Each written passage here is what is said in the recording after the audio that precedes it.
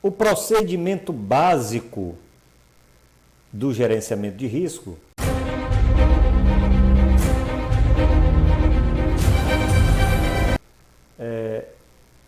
ele é baseado em tabelas que nós iremos ver ao longo dessa apresentação, que teremos que consultar para poder buscar os parâmetros levantados na edificação.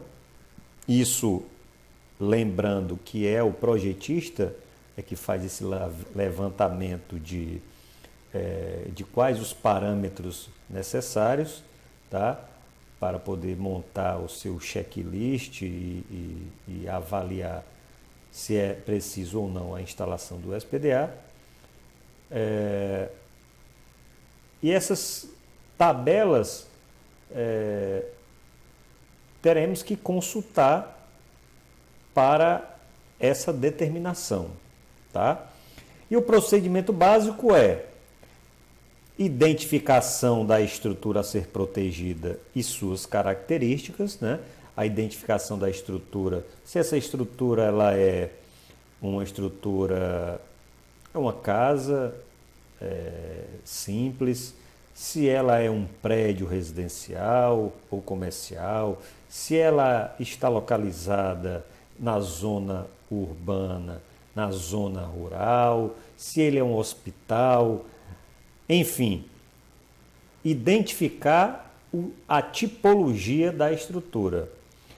As características é localização dessa estrutura, a altura dessa estrutura, se essa estrutura está cercada por objetos da mesma altura, maiores ou menores,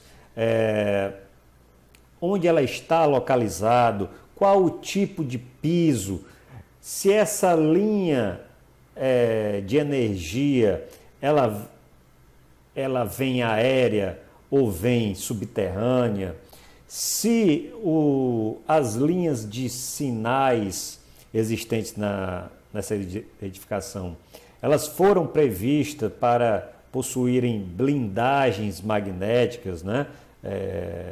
Protegidas contra interferências eletromagnéticas, enfim,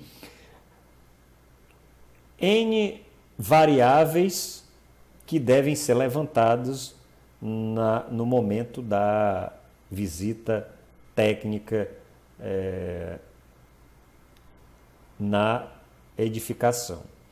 Identificação de todos os tipos de perdas na estrutura. Nós vimos que perdas é L1, L2, L3, L4.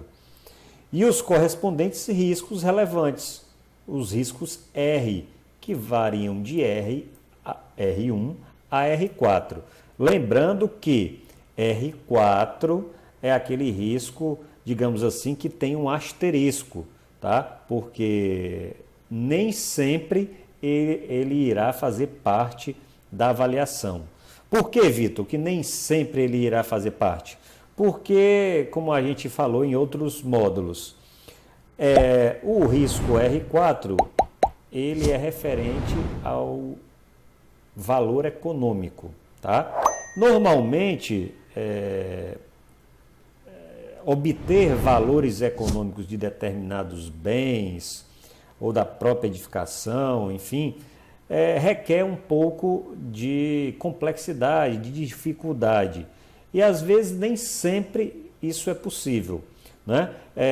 Basicamente, a gente incorpora o risco R4 dentro da análise quando é uma sugestão, é uma solicitação pontual do cliente, tá?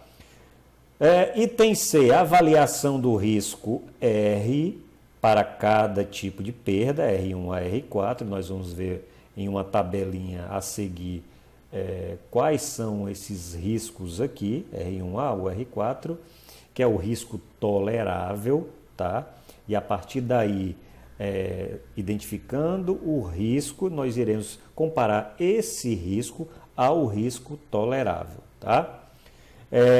Item D, avaliação da necessidade de proteção por meio da comparação dos riscos R1, R2 e R3 com riscos toleráveis. Esse que nós acabamos de falar, que iremos mostrar a tabelinha com esses riscos toleráveis.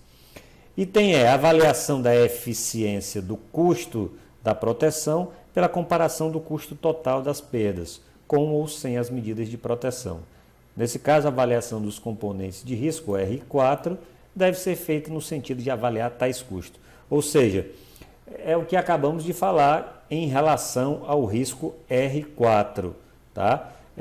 Se o cliente, o proprietário, o responsável que estiver solicitando o gerenciamento de risco, ele tiver todos os custos totais que foram necessários para a construção ou a reforma ou a implementação, algo do tipo sobre a edificação, esses riscos devem ser passados. Tá? Lá no anexo D, ele tem lá falando especificamente sobre o risco R4. A estrutura a ser considerada para análise de risco seria basicamente esta aqui. A estrutura a ser considerada inclui a própria estrutura, né, que é a própria estrutura de análise, que você vai identificar qual é a configuração dessa estrutura, a tipologia, se é um posto de gasolina, se é um museu, se é uma biblioteca, se é um monumento público, enfim. Gostou desse conteúdo que você acabou de assistir?